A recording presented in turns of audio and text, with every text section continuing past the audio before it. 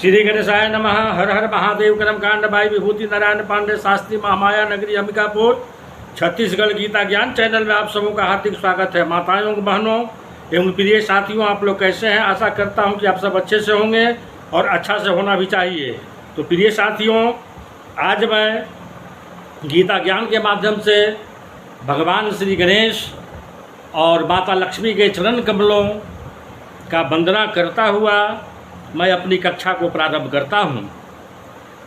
तो साथियों, कल हमने कन्या पक्ष से जो सप्तपदी में जो 7 वचन वर के द्वारा मांगा जाता है उसके संबंध में आपको मैंने बताया था। तो मैं आज आप लोगों को लड़का पक्ष से जो 5 वचन हैं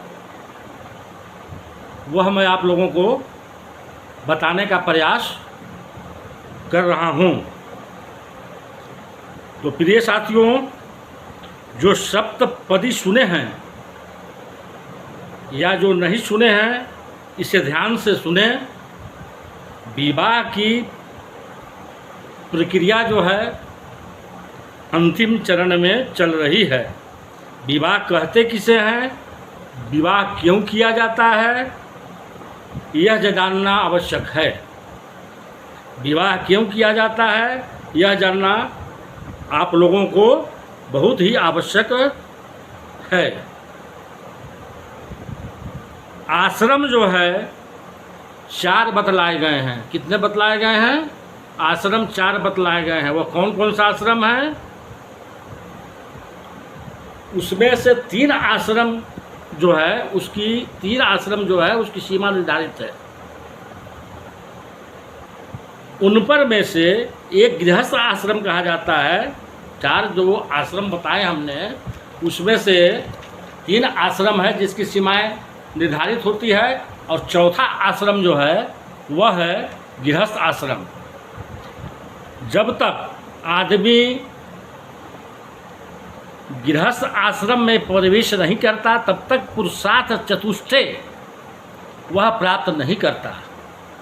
पुरुषार्थ चतुष्टय क्या है यह जानना जरूरी है, जिसे मैं लड़की के सप्तपदी में आप लोगों को यह जानकारी दे चुका हूँ। इस मनुष्य के जीवन में धर्म, अर्थ, काम और मोक्ष या 4 पुरुषार्थ प्राप्त करने की अभिलाषा न हो, वह बकरी के तीसरे स्तन के समान व्यर्थ माना जाता है। इसके बाद हर मनुष्य 3 ऋणों से बना होता है। जो मनुष्य है वह 3 ऋणों से बना होता है। वह ऋण कौन कौन सा है? वह पहला है देव ऋण, दूसरा है ऋषि ऋण और तीसरा है पितृ ऋण।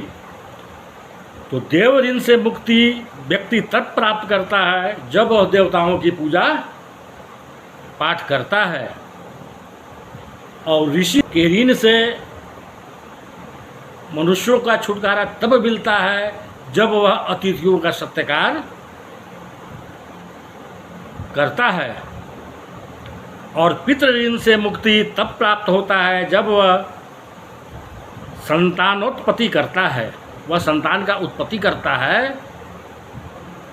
संतान में यदि पुत्र प्राप्त होगा तो पुत्र की परिभाषा शास्त्र में बतलाया गया है।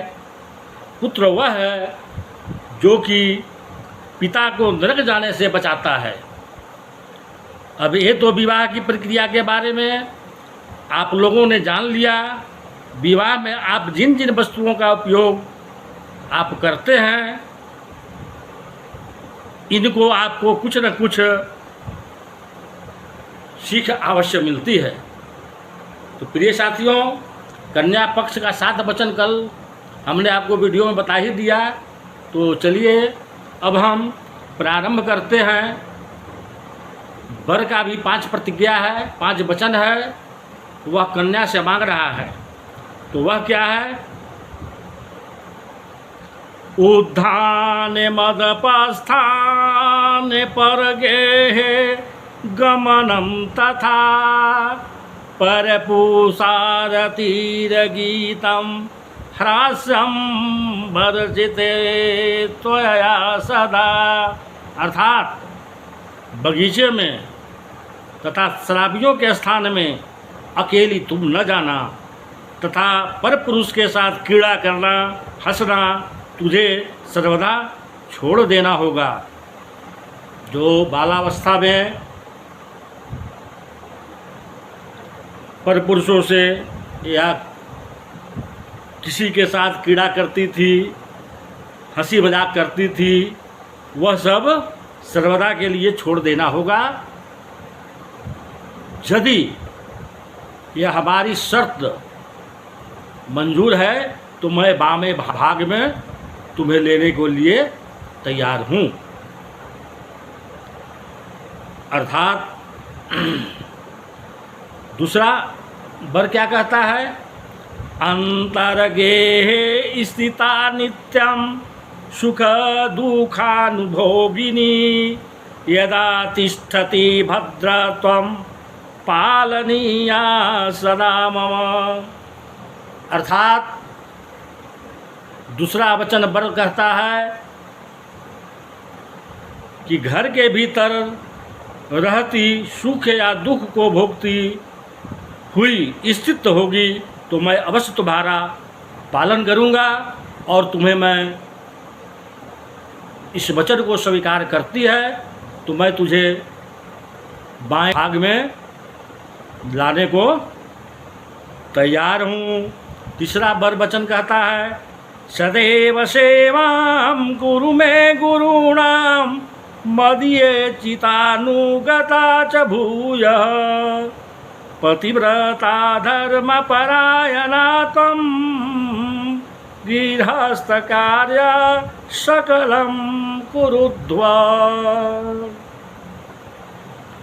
सदैव मेरे माता पिता का सेवा करते हुए मेरे मन के अनुसार तुम चलेगी, पतिव्रता धर्म पालन करती हुई सारे गृहस्थ कार्यों के सुचारू रूप से करती रही, मैं तुम्हें बाबांग में ले सकता हूँ।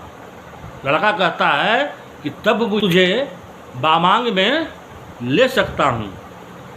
मदीये चितानुगतं च चितं सदा मदाज्ञा परिपालनं च पतिव्रता धर्मपरायणत्वं कुर्णा सदा सर्वमिदं प्रयत्नम्। यदि तू मेरी इच्छा के अनुसार अपना इच्छा रखेगी और सदा मेरी आज्ञा का पालन में अपना चित्त लगाएगी तो पतिव्रता धर्म पालन करेगी तो मैं तुम्हें बाबांग में ले सकता हूँ। इसके बाद जो ब्राह्मण जल लेकर खड़ा है उससे थोड़ा सा जल लेकर अभिषेक करें।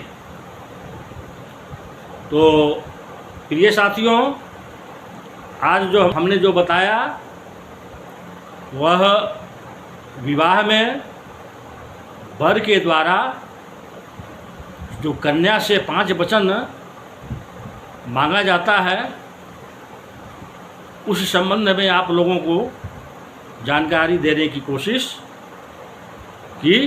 तो प्रिय साथियों, यदि आप लोगों को यह हमारी वीडियो अच्छी लगे तो लाइक अवश्य करेंगे और जो हमारे वीडियो को नए देख रहे हैं और अभी तक सब्सक्राइब नहीं किए हैं वे कृपया इसे सब्सक्राइब कर देंगे और बेल घंटी को दबाना न भूलेंगे। तो प्रिय साथियों, आज मैं अपनी कक्षा को यहीं विराम देता हूँ। नमस्कार।